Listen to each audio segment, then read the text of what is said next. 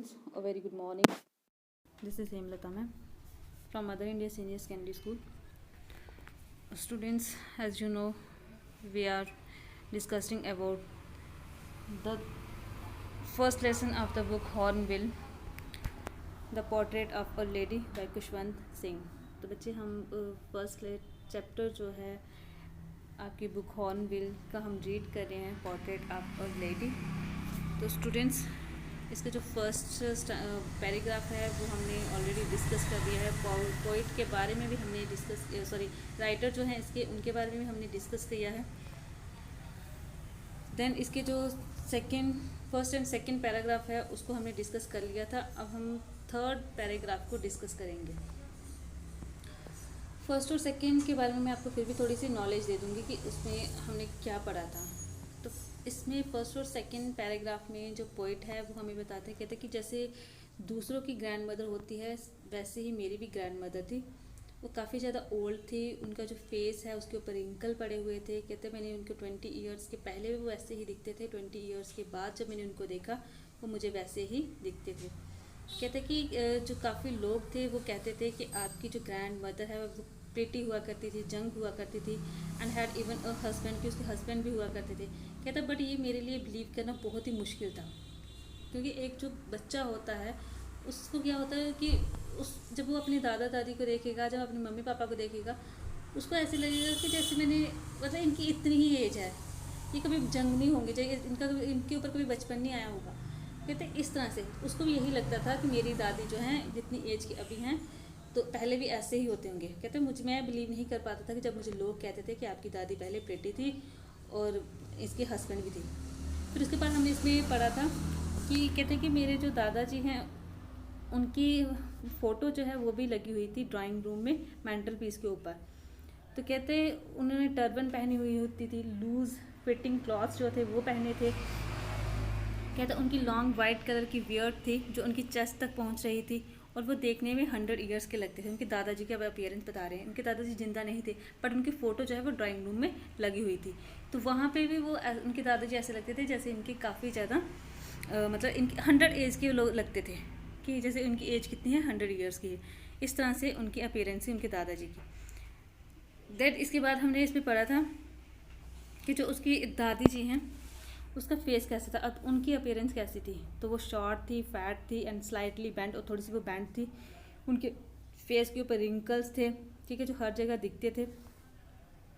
Then वो कहते हैं कि लेकिन वो क्या थी, वो ब्यूटीफुल थी. मतलब वो प्रिटी नहीं थी, ब्यूटीफुल थी. कहते वो इतनी सुंदर नहीं थी, देखने में सुंदर नहीं लगती थी, लेकिन वो ब्यूटीफुल थी. ब्यूटीफुल मतलब उसका जो सोल है, उसका जो दिल है वो काफ़ी ज़्यादा ब्यूटीफुल था, मतलब उनका नेचर अच्छा था. तो आगे वो कहते हैं कि जो उसकी ग्रैंड मदर है, ठीक है, वो थोड़ी सी हॉबल करती थी, मतलब थोड़ा सा लंगड़ा के चलती थी. उसके बाद उनकी स्टूप जो है, अपनी स्टूप को बैलेंस करने के लिए, स्टूप मतलब वो थोड़ा सा झुका हुआ इंसान जिसे हम कहते हैं, तो वो इस तरह की एक हाथ से वो अपनी कमर जो है उसको पकड़ती थी बैलेंस करने के लिए स्टूप को, ठीक है. वो उनको थोड़ा सा उनकी वो बैंड थी, कुबड़ापन जिसे हम कहते हैं, ठीक है, इस तरह से थी. वो एक हाथ को वो कमर पर रखती थी अपने आप को बैलेंस करने के लिए, और दूसरे हाथ से वो रोजरी को पकड़ती थी. रोजरी के बीड्स को जो थी वो काउंट करती थी, मतलब जाप करती थी वो.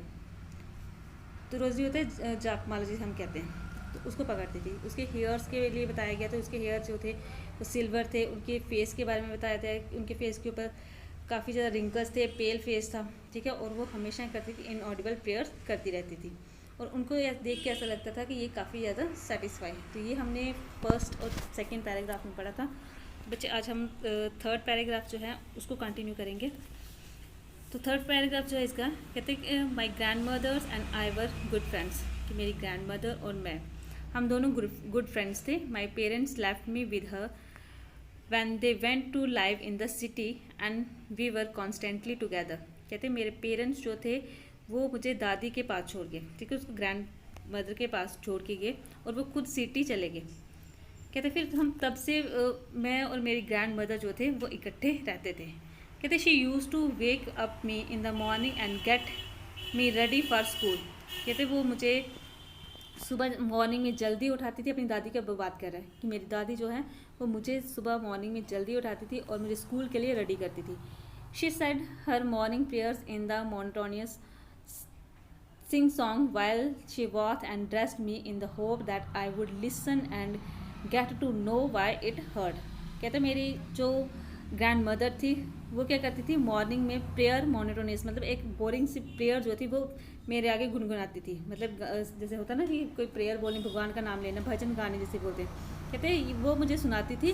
कब जब मैं वो मुझे बॉथ करवाती थी, मुझे नहलाती थी, जब मुझे ड्रेसअप करती थी, ठीक है, तैयार मुझे करती थी, और उसको क्या होप था कि ये जो मैं प्रेयर बोल रही हूँ, वो जो भजन वो सुनाते थे, कहते वो जो भजन सुनाते थे उनको ये था कि ये भजन मैं भी सुनूं और मुझे भी याद हो जाए, मुझे भी लर्न हो जाए।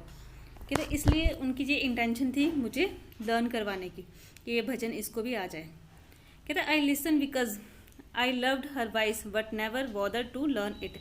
कहते मैं उसको सुनता था, कहते मैं उसको सुनता था because I loved her voice, क्योंकि मुझे उसकी आवाज़ अच्छी लगती थी। जब उसकी दादी वो प्रेयर बोलती थी, वो भजन बोलती थी, कहते मुझे अच्छे लगते थे, उसकी आवाज़ अच्छी लगती थी। ये नहीं कि मुझे जो वो लर्न करने थे, मैं लर्न नहीं करना चाहता था, लेकिन मैं भजन सुनता था, मैं उनकी प्रेयर सुनता था। क्यों? क्योंकि उनकी मुझे आवाज़ अच्छी लगती थी।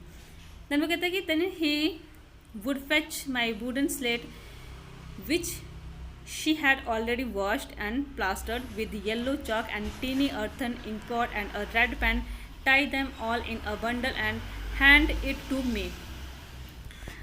Then वो कहता है कि then she would fetch my wooden slate. कहते हैं उसके बाद मेरी जो ग्रैंड मदर है वो मेरे लिए वुडन स्लेट जो है वो लाया करती थी, वो लाती थी, उसको रेडी करती थी, which she has already washed. कहते हैं उसको उसने ऑलरेडी वॉश्ड किया होता था। देन उसको प्लास्टर किया होता था। प्लास्टर मतलब उसके ऊपर जो लेप करते हैं ना उसको सजाने के लिए, कहते हैं उसको प्लास्टर किया होता था मेरी वुडन स्लेट को। देन उसके साथ वो कहते किसके साथ, येलो जेल चौक के साथ, कहते येलो चौक के साथ उसको वो क्या करती थी, प्लास्टर करती थी, मतलब उसके ऊपर लेप करती थी उस वुडन स्लेट के ऊपर, जैसे पुराने ज़माने में हुआ करती थी स्लेट सी होती थी, उसके ऊपर लिखना होता था। तो कहते हैं कि वो किसकी होती थी, वो वुडन की होती थी, वुडन की स्लेट होती थी, उसको वो प्लास्टर करते थे, लेप करते थे येलो चॉक के साथ, उसकी दादी मतलब उसके लिए लेप करती थी। और उसके बाद उसको एक इंक पॉट देती थी, टीनी अर्थन इंक पॉट जो है वो उसको देती थी, प्लस उसको रेड पेन देती थी, और एक बंडल बना के, ये सारा एक बंडल बना के जैसे बैग में कोई चीज़ डालनी है, कहते हैं इस तरह से एक बंडल बना के वो मुझे दिया करती थी। After breakfast of a thick stale chapati with a little butter and sugar spread on it. We went to school.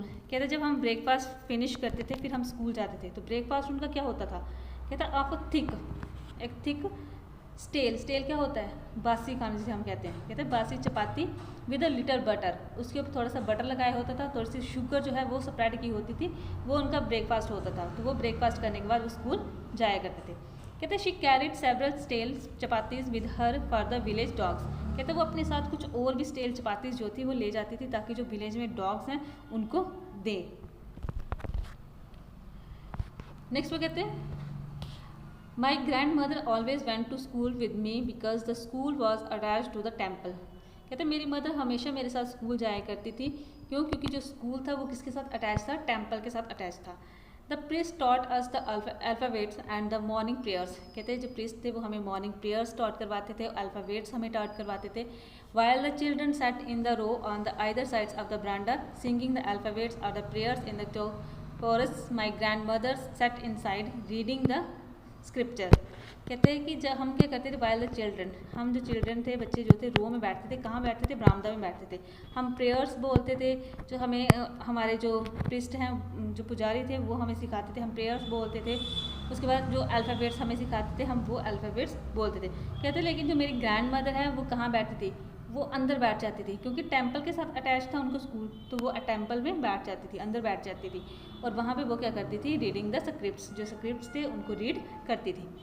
Then वो कहते हैं कि when we had both finished, कहते हैं जब हम दोनों फिनिश करते थे, उनका स्क्रिप्ट जो था वो भी कंप्लीट हो जाता था, मेरी स्टडी भी कंप्लीट हो जाती थी।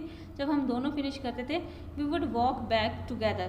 कहते फिर हम दोनों जो है वो वापस आते थे।